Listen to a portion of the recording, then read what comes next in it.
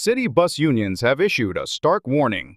A general strike could be on the horizon if talks with management collapse. Strikes and labor disputes frequently make headlines.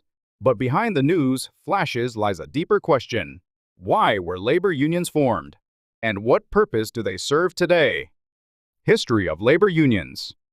Labor unions are worker-led organizations established to safeguard rights and push for better conditions on the job.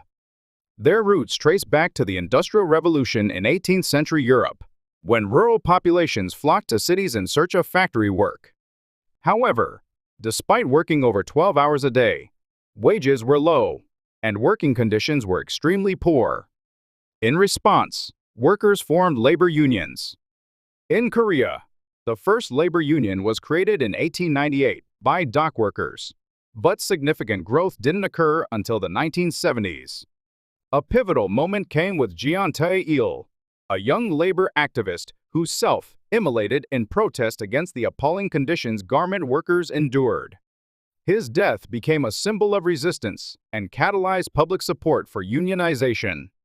Labor unions became more active during the democratization movements of the 1970s and 1980s and have continued to operate in various ways since then. Positive functions of labor unions. Labor unions have played a key role in improving working conditions by demanding higher wages, shorter working hours, more vacation time, and better welfare benefits. Thanks to unions, the grueling 6-day workweek is now history and moms get more time off. 2. With better maternity and childcare leave. But it's not just about time off. When workers get fired unfairly or face discrimination, unions step in with legal muscle to fight back. From the company's perspective, labor unions can help resolve conflicts in advance and allow for more efficient negotiations through collective bargaining. Limitations and efforts for change of labor unions. However, labor unions are not without flaws. Members may have to comply with union decisions even if they disagree personally, and some criticize unions for creating new forms of inequality. If unions make excessive demands without considering the company's circumstances, it may hinder business operations.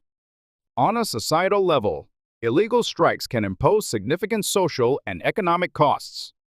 To address these issues, labor unions have been trying to adapt and change. They are working to include those previously excluded from negotiations and are establishing various committees to better reflect diverse opinions. Some unions are adopting cooperative labor management models that aim for mutual growth through collaboration with companies. Bottom line? Unions matter. They fight for the little guy and make jobs better. But their continued relevance depends on balancing worker advocacy with broader social responsibility, something that can only be achieved through constructive cooperation between unions and management.